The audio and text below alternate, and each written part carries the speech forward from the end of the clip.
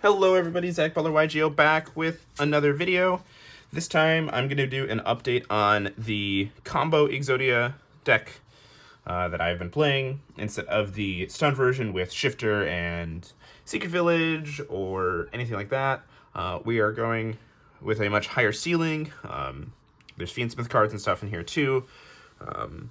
Just wanted to warn you ahead of time in case it's not sort of your jam.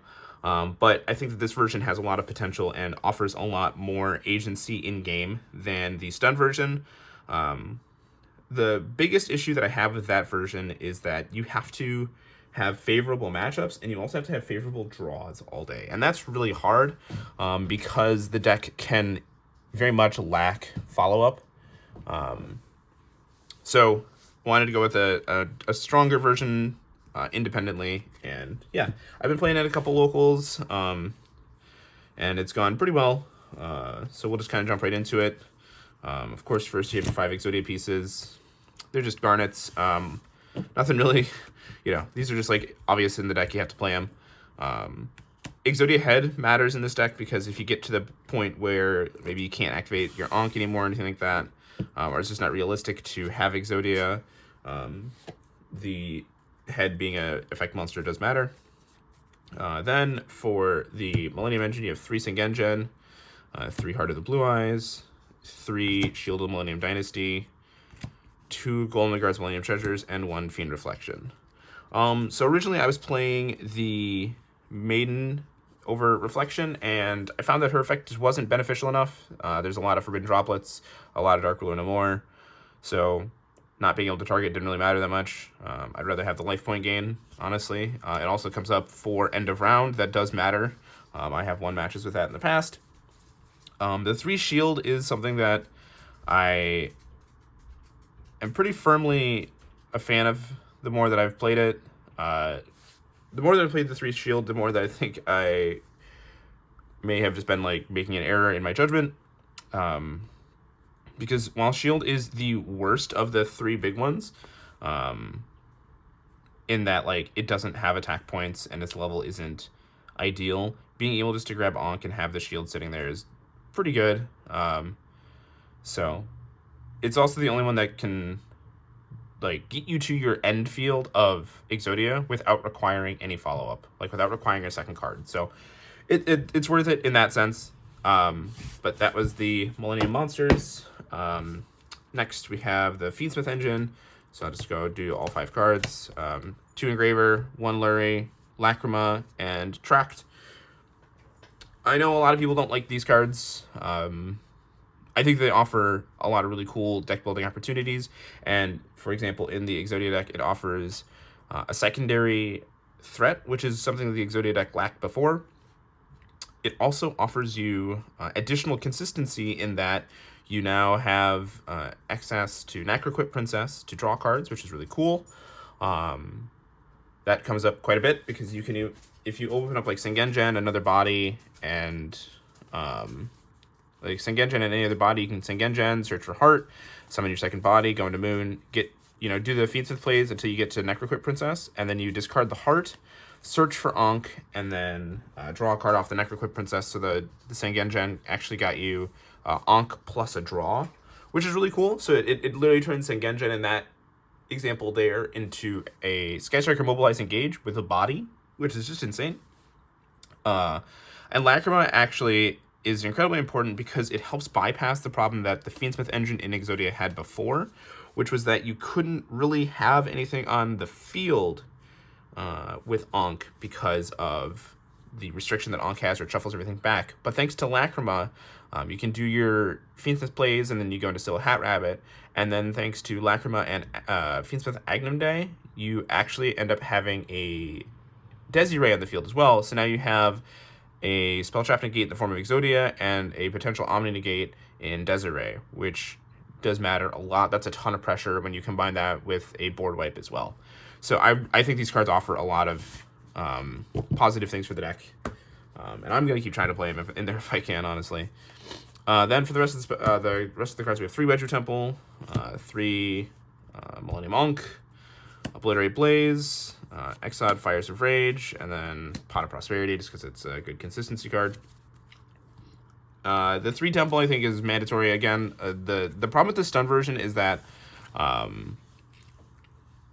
because you don't have very high of a ceiling, a lot of these cards lose, like, agency. Like, a Wedge Temple loses value because once you've gone through your stuff once, you're not really doing much with it anymore, and then it just becomes like a beatdown deck. So there's that. But with the Fiendsmith cards,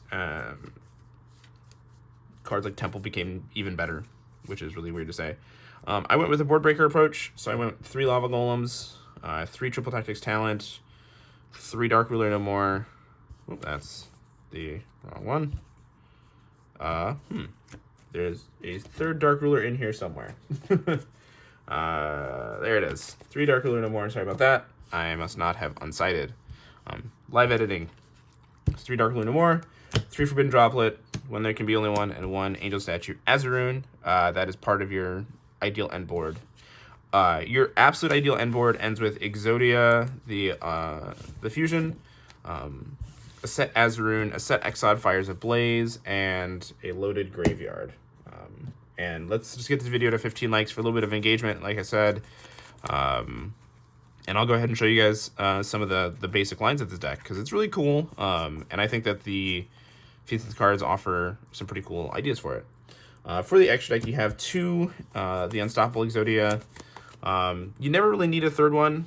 I think I've needed it like literally twice in all of the matches I've ever played with Exodia. And I've played quite a few matches with the deck, and I've only ever needed the 3rd one like twice. So 2 is totally fine. 1 Desiree and 1 Necroquip. That actually does, both of those get used quite a bit now. And then for Exceeds, you have DDD Wave High King Caesar. This is primarily there for games 2 and 3 if they activate D-Barrier Calling Fusion. You can then at least just summon this and, you know, have some kind of a threat. And then Constellar Ptolemy M7. This is used usually in game 1 to set up for recycling. That's one of the other cool things is, like, you're burning through your Millennium bodies, so they're just sitting in the graveyard. And then you can M7, bring back Sengenjen for a guaranteed follow-up next turn.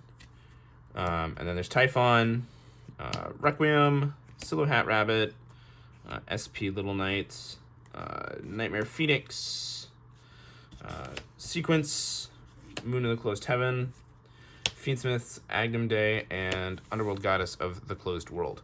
So if you're unfamiliar with what Fiendsmith's Agnum Day does, it is a linked 3 with a quick effect that you target a light fiend